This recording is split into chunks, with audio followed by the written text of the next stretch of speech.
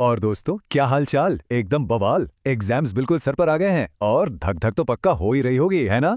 लेकिन टेंशन लेने का बिल्कुल नहीं, क्योंकि सबका भाई आ गया है। आज के इस फुल रिवीजन में क्लास 10th की पूरी फिजिक्स को एकदम रिकॉर्ड टाइम में क्रैश करने वाले हैं हम लोग। क्या ऐसा फील आ रहा है कि सब कुछ भूलते जा रहे हैं? इतना सारा सिलेबस और दिमाग में एकदम खिचड़ी बन गई है। कोई बात नहीं, एग्जाम से पहले अक्सर यही फीलिंग आती है। लेकिन गारंटी है बॉस कि इस रैपिड फायर एक्सप्लेनर के खत्म होने तक वो सारा का सारा डर एकदम छूमंतर हो जाएगा।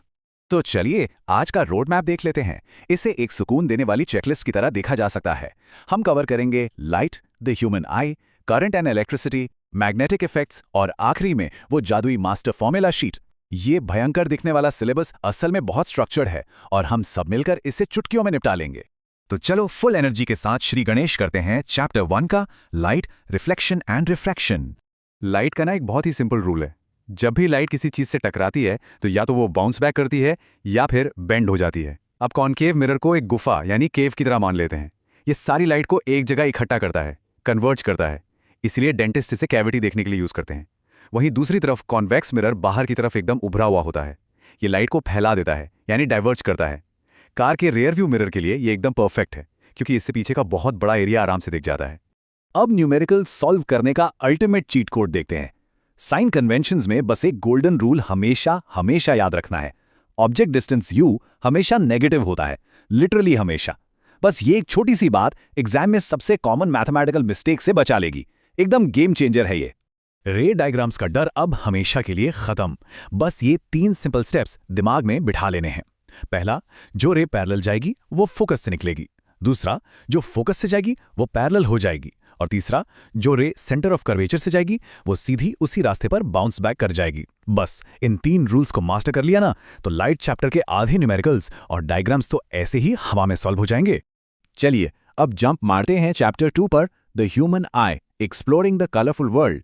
अगर हाथों को आंखों के एकदम पास लाकर फोकस किया जाए तो बैकग्राउंड तुरंत ब्लर हो जाता है।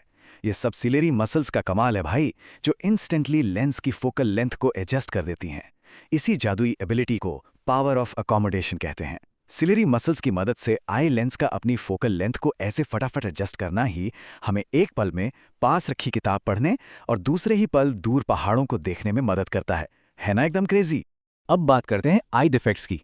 मायोपिया में पास का तो एकदम क्लियर दिखता है पर दूर का नहीं। लेकिन हाइपरमेट्रोपिया को ना उसेन बोल्ट की एनालॉजी से समझा जा सकता है।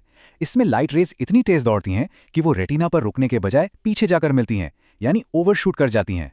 अब इसे वापस रेटिना पर लाने के लिए एक कन्वर्जिंग लेंस यानी कॉन्वेक्स लेंस की जरूरत पड़ती है, ताकि लाइट सही जगह पर ब्रेक मार सके। और ये एटमॉस्फेयर भी लाइट के गजब के खेल दिखाता है। आसमान में अलग अलग डेंसिटी वाली एयर लेयर्स की वजह से लाइट बार बार बेंड होती है, जिससे तारे टिमटिमाते हुए दिखते हैं। और आसमान नीला क्यों है? क्योंकि वॉयलेट और ब्लू लाइट पार्टिकल्स से टकराकर सबसे ज्यादा स्कैटर होती है, यानी फैल जाती है। और रेड लाइट सबसे कम स्कैटर होती है। इसीलिए डेंजर सिग्नल्स में हमेशा रेड कलर यूज होता है। कितना सही लॉजिक है ना? तो चलिए आगे बढ़ते हैं चैप्टर 3 की तरफ, current and electricity, the power with in. Electrical charges के फ्लो को एक तेज बहते हुए पानी के करंट की तरह इमेजिन करते हैं, और यही एंट्री मारता है अपना ओम्स लॉ, V = IR। अब ये रेजिस्टेंस क्या बला है? इसे ऐसे समझते हैं जैसे एक बहुत ही पतली सी गली में लोग आपस में टकरा रहे हैं। ये जो रुकावट है ना, बस यही रेजिस्टेंस है। अब सोचो, अगर उस गली का टेम्परेचर बढ़ा दिया जाए, मान लो वहां कुछ खूंखार कुत्ते छोड़ दिए जाएं, तो क्या होगा? भयंकर अफरा तफरी मचेगी। लोग तेजी से भागेंगे, टकराएंगे और रेजिस्टेंस एकदम से आसमान छू लेगा। इसीलिए ओम्स लॉ तभी काम करता है जब टेम्परेचर कांस्टेंट रहे। सर्किट्स मेनली 2 तरह के होते हैं। सीरीज सर्किट शादियों वाली उन सस्ती लाइटों की तरह होता है, जहां एक बल्ब फ्यूज हुआ तो पूरी की पूरी लड़ाई ही बुझ जाती है, एकदम पोपट।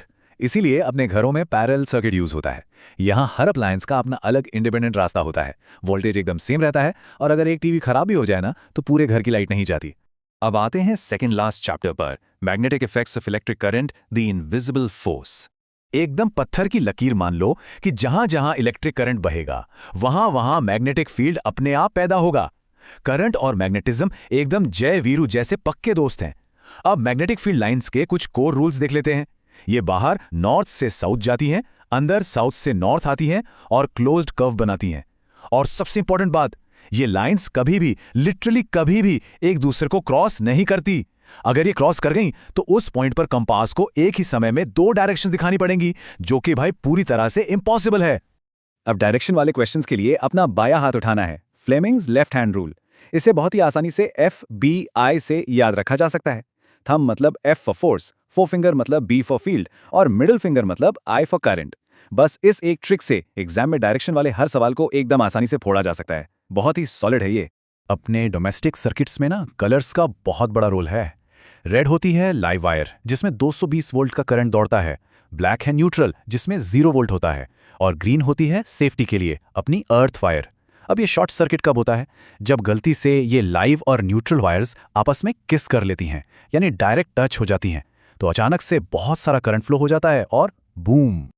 और फाइनली पहुंच गए अपने आखिरी चैप्टर पर, mastering exam confidence, the final push. इस मास्टर फॉर्मूला शीट का एकदम स्क्रीनशॉट लेके दिमाग में लॉक कर लेना है। इसमें mirrors, lenses, Ohm's law, power और हीट के सारे जरूरी फॉर्मूले हैं। ये एक सिंगल शीट एग्जाम पेपर के हर न्यूमेरिकल की मास्टर चाबी है बॉस, इसे बिल्कुल मिस नहीं करना है। अब एक बड़े भाई के तौर पर एक बहुत ही सीरियस फाइनल एडवाइस है। एग्जाम से ठीक पहले 70 नई चीजों के पीछे भागना बंद कर देना चाहिए। पूरे साल बहुत मेहनत हुई है, बस अपनी उस तैयारी पर पूरा भरोसा रखना है। और जब भी थोड़ा डिमोटिवेशन फील हो ना, तो बस ये सोचना है कि ये सब किसके लिए किया जा रहा है, अपने मम्मी पापा और अपनी फैमिली के लिए। बस अपना 100% बेस्ट देना है। तो दोस्तों, पूरा का पूरा फिजिक्स सिलेबस कुछ ही मिनटों में कॉन्कर हो गया है। ये एक्सप्लेनर बस ये कॉन्फिडेंस देने के लिए था कि अंदर से सबको सब कुछ आता है, बस डरना नहीं है। तो अब सवाल ये है कि कौन कौन एग्जाम हॉल में एकदम सीना चौड़ा करके जाने वाला है और 80 में से 80 फोड़ के आने के लिए तैयार है। ऑल द बेस्ट भाई लोग, एग्जाम में जाकर एकदम तबाही मचा देनी है।